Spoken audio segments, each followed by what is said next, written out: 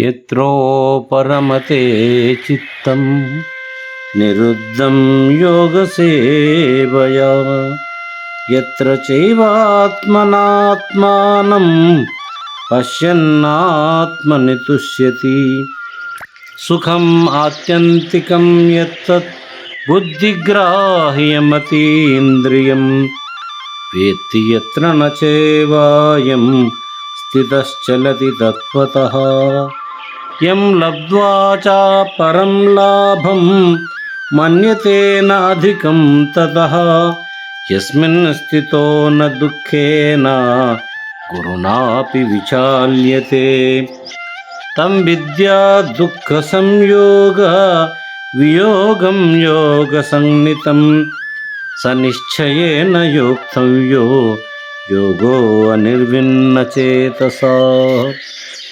అర్జున, యోగాభ్యాసము చేత నిగ్రహింపబడిన మనస్సు ఏచట పరమశాంతిని పొందుచున్నో, ఏచట మనస్సు చే ఆత్మను సందర్శించుతూ యోగి తనయంది ఆనందమును బడైచున్నో, ఏచట నున్నవాడై యోగి ఇంద్రియములకు గోచరము కానిదు నిర్మల బుద్ధిచే గ్రహింపబడదగినదియు అంతము లేనిదియునకు సుఖమును అనుభవించుచుండునో, మరి స్వానుభవం నుండి ఏమాత్రము చెల్లింపకుండునో, దేనిని పొందిన పిదప ఇతరముకు ఏ లాభమును అంతకంటే గొప్పదానిగా తలపకుండునో, దేని యందు ఉన్నవాడై మహత్తర దుఃఖము చే కూడా చెల్లింపకుండునో, దుఃఖ సంబంధము లేశమైనను లేని అట్టి స్థితిని యోగము అని ఎరగవలెను.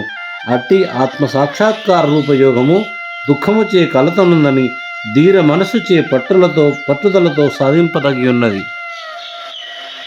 సంకల్ప ప్రభవాన్ కామాం త్యక్త్వా సర్వాన్ శేషతః మనసైవ ఇంద్రియగ్రామం వినియమ్య సమంతతః శనైరుపరమేత్ బుద్ధ్యా ధృతిగృహీతయా ఆత్మసంస్థం మనః కృత్వా న కించిదపి చింతయేత్.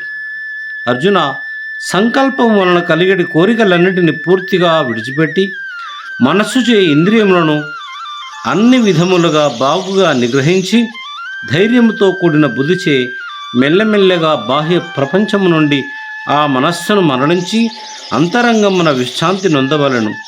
మరియు మనస్సును ఆత్మయందు స్థాపించి ఆత్మేతరముకు దేనిని కూడా చింతింపక ఉండవలయును. యతో యతో నిశ్చరతి మనశ్చంచలమస్థిరం తతస్థతో నియమ్యేతత్ ఆత్మన్యేవ వశం నయేత్. చపల స్వభావము కలదియు నీలుకడ లేనిదియు నాకు మనస్సు ఎచట సంచరించునో అచట నుండి దానిని మరలించి ఆత్మయందే స్థాపితము చేయవలెను. ఆత్మకు అధీనముగా నొనర్పవలను. ప్రశాంత మనసం ఏనం యోగినం సుఖముత్తమం ఉపైతి శాంతరజసం బ్రహ్మభూతమకల్మషం. ప్రశాంత చిత్తుడును రజోగుణ వికారమును లేనివాడును బ్రహ్మరూపమును పొందినవాడును దోషరహితుడును ఈ ధ్యానయోగిని సర్వోత్తమమగు సుఖము పొందుచున్నది కదా.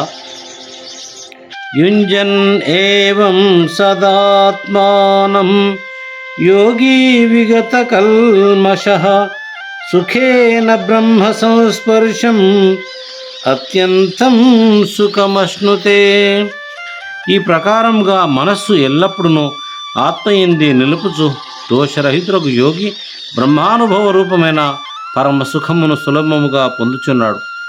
సర్వభూతస్థమాత్మానం సర్వభూతాని చాత్మని ఈక్షతే యోగయుక్తాత్మా సర్వత్ర సమదర్శనః. యోగముతో కూడుకున్న మనస్సు కలవాడు సమస్త చరాచర ప్రాణికోట్ల యందును సమదృష్టి కలవాడై తన్ను సర్వభూతముల యందును వానిగను సర్వభూతములు తనయందు ఉన్నవిగను చూస్తూ ఉన్నాడు. యో మాం పశ్యతి సర్వత్రా సర్వం చ మయి పశ్యతి తస్య అహం న ప్రణశ్యామి స చ మే న ప్రణశ్యతి.